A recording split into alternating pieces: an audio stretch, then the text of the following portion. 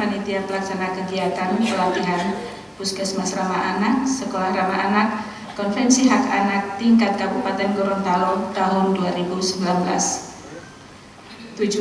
Adapun tujuan daripada pelatihan ini adalah untuk menumbuhkan kepedulian, kesadaran, dan peran aktif setiap peserta dalam menciptakan pelayanan yang ramah anak yang berkualitas untuk mengakhiri kekerasan pada anak serta memberikan informasi yang seluas-luasnya kepada seluruh anak Indonesia dan masyarakat. C. Waktu dan tempat. Kegiatan pelatihan Puskesmas Ramah Anak, Sekolah Ramah Anak, dan Konvensi Hak Anak dilaksanakan selama 2 hari, dimulai pada hari ini tanggal 12 sampai dengan 13 Maret 2019 di Hotel Magna Kota Gorontalo. D. Peserta. Adapun peserta pada hari ini adalah satu dari Dinas Kesehatan sejumlah 3 orang, kedua dari Kementerian Agama Kabupaten Gorontalo 1 orang, 3 dari Dinas Pendidikan dan Kebudayaan 1 orang, 4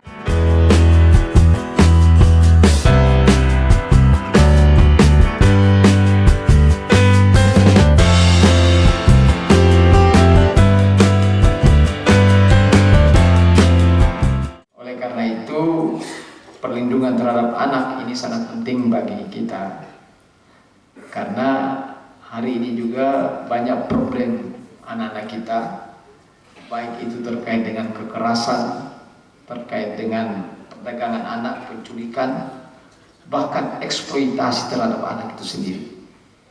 Kenapa ini terjadi? Karena sejak dini ini kita tidak lindungi mereka, kita tidak berikan pengembangan fisikis mereka, kita tidak kembangkan karakter mereka, kita tidak kembangkan intelektual mereka sehingga mereka punya ketahanan yang kuat pada saat mereka dewasa.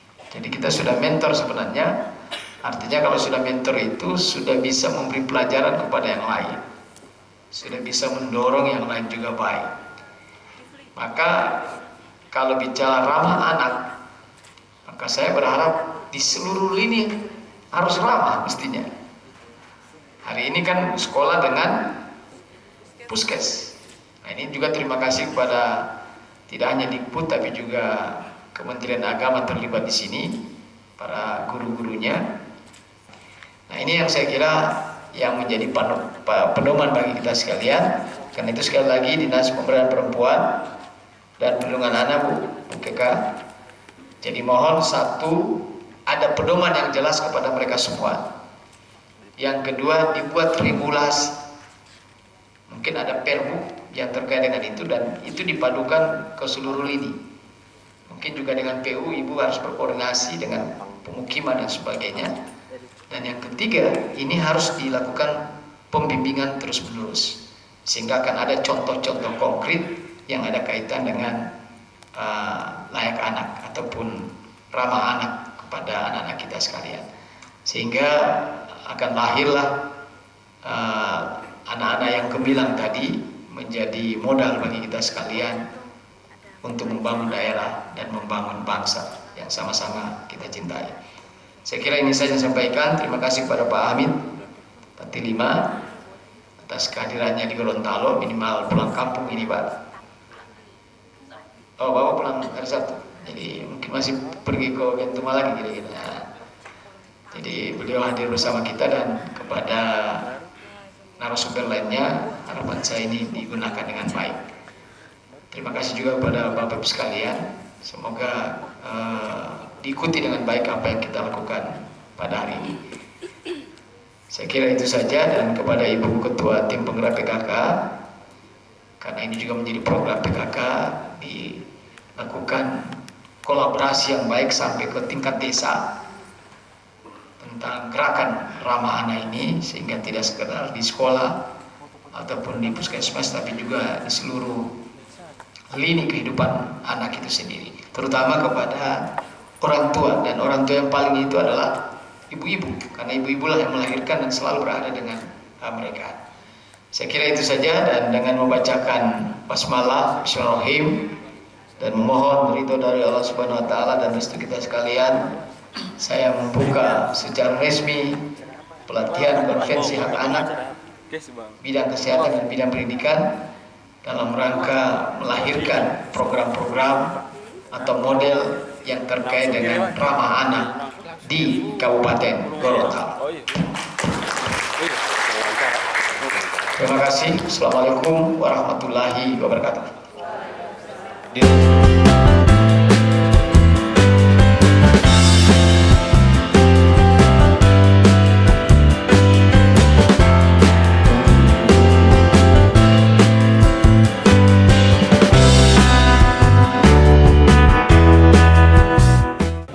Ya, kasih hari ini kita melaksanakan sosialisasi kaitannya dengan hak anak ya, dan itu diberikan kepada puskesmas dan sekolah. Kita berharap puskesmas dan sekolah ini ramah anak, walaupun sekarang sudah ramah, tapi tentunya bicara ramah itu kan banyak pedomannya. Nah, oleh karena itu saya berharap ke depan ini dilakukan secara masif ke seluruh lini, tidak hanya pada sekolah, tidak hanya pada puskesmas, tapi juga pada fasilitas yang lain, contohnya seperti di masjid, di rumah ibadah, di ruang publik dan sebagainya harus ramah anak. Kenapa ini kita lakukan? Anak itu anak aset bangsa, aset daerah. Kalau tidak dilindungi, tidak menjadi ramah kita hari ini, maka melahirkan anak-anak bangsa yang tentunya tidak berkualitas. Apalagi tahun 100 tahun Indonesia merdeka nanti, kita akan mendapatkan bonus demografi. Dan itu sudah mulai tahun 2020. Bonus demografi itu harus diciptakan tahun ini, harus sekarang, sehingga mereka pada saatnya benar-benar menjadi sumber daya manusia untuk membangun daerah dan bangsa. Yang kedua, dalam rangka itu, harapan saya tadi sudah sampaikan bahwa dibuat regulasi, aturan. Dengan regulasi itu menjadi pedoman bagi semua orang untuk melaksanakan konvensi tentang anak dan sekaligus ramah anak. Yang kedua, dibuat pedomannya. Dan yang ketiga, ini harus dilakukan sosialisasi dan dilaksanakan secara implementatif di seluruh lini wilayah.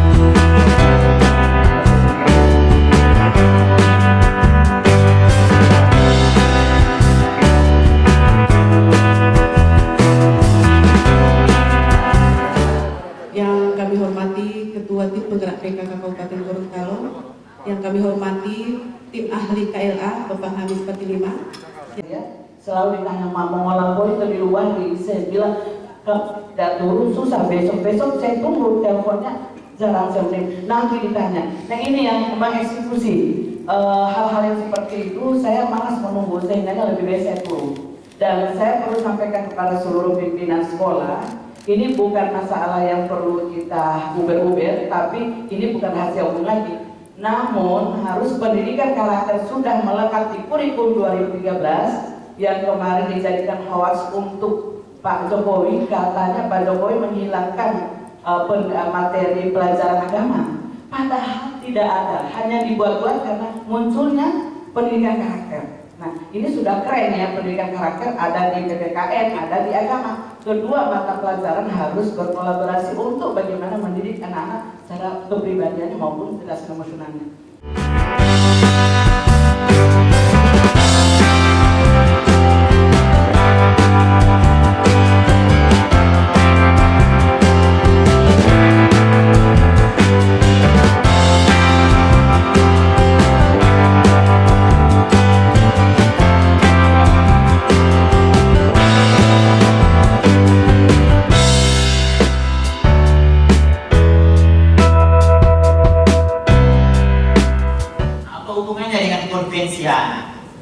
Konvensi hak anak hari ini saya pernah diamanahi oleh negara untuk menyusun laporan konvensi hak anak. Jadi laporan 3 dan 4, sehingga memaksa saya harus mendalami konvensi hak anak. Dan saya temukan salah satu penyebabnya adalah baru hari ini di Gorontalo kita berjumpa membahas ini. Seharusnya dari dulu. Nah, kenapa itu belum terjadi? Karena Allah belum merencanakan kita berjumpa. Coba kalau dari dulu kan Bapak Ibu lebih enak kan belajar kan teman. Sekarang ibu bapak saya akan bawa dulu ke sejarah awal. Nasional sejak tahun 89 sudah berubah panti asuhan itu menjadi non panti. Pantinya tetap ada, tetapi anak-anaknya dikembalikan ke keluarga besar. Kenapa? Agar identitas tentang keluarga itu tidak hilang dari anak itu. Bagaimana dengan di Indonesia? Di Indonesia sejak tahun 2011 Kementerian Sosial sudah menetapkan kebijakan panti asuhan adalah alternatif terakhir. Yang utama itu adalah anak kembali ke keluarga besar ini. Kan ada 0-8 tahun.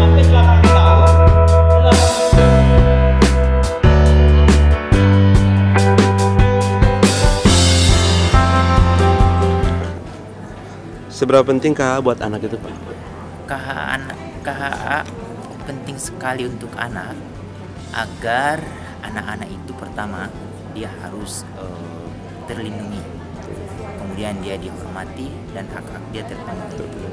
Informasi yang akan saya berbagikan dengan teman-teman dari guru dan dari kesehatan adalah bagaimana mereka terbangun sebuah pemahaman yang sama terkait untuk melindungi anak-anak. Dengan anak-anak terlindungi akhirnya mereka kan terpenuhi hak dia. Salah satu yang harus dipastikan oleh orang dewasa itu adalah bagaimana anak itu dia merasa martabatnya ditinggikan. Dan yang kedua, yang tahu tentang kepentingan, kebutuhan anak adalah anak itu sendiri. Untuk itu si anak-anak harus sejak dari awal diajak untuk didengarkan pendapat mereka. Ya, program. Oke. Oke, hari ini kami melaksanakan konvensi anak, tapi di dalamnya adalah persiapan Kabupaten Layak Anak. Jadi Kabupaten Layak Anak itu ada beberapa materi dari tim teknis ahli khususnya untuk persiapan Kabupaten Kota Layak Anak. Kami dari Pusat Pembelajaran Keluarga, itu program kami salah satunya adalah menyiapkan seluruh sekolah, masjid, puskesmas untuk ramah anak. Jadi beberapa indikator yang kami harus penuhi untuk persiapan Kabupaten Layak Anak. Yang pertama, yang kedua, program kami utama untuk Puspaga adalah pendampingan sebenarnya seluruh bersalah.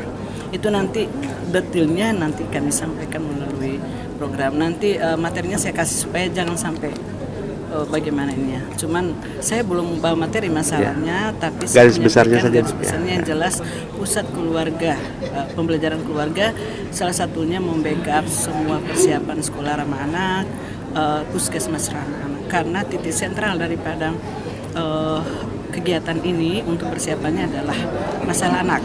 Jadi orang tua harus sedini mungkin mempersiapkan bagaimana rumahnya itu ramah anak, di dalamnya ada senyum kebahagiaan, anak-anak itu harus happy, dia harus menyatu dengan kedua orang tua. Di sekolah pun demikian, sapaan dari seluruh pimpinan sekolah sampai komponen sekolah itu benar-benar itu dirasakan oleh anak. Jadi sekolah itu asik bagi anak dan itu membuat dia happy, sehingganya anak-anak tidak ada yang malas ke sekolah. Kemudian yang ketiga adalah di samping dia lingkungan sekolah, fisiknya, kesehatan anak juga perlu ada perhatian. Juga yang terakhir adalah masalah aspek emosionalnya. Jadi pembentukan emosional itu baik dari rumah sampai di sekolah. Ini harus ada kesinambungan. Kalau di sekolah dia sudah dibentuk dengan pendidikan yang formal, sehingganya guru itu harus membackup seluruh materi untuk bisa menyenangkan dan bisa membentuk anak itu bisa bersosial, bisa cerdas emosinya dan membuat anak-anak itu senang. Ini ada 3 aspek ya.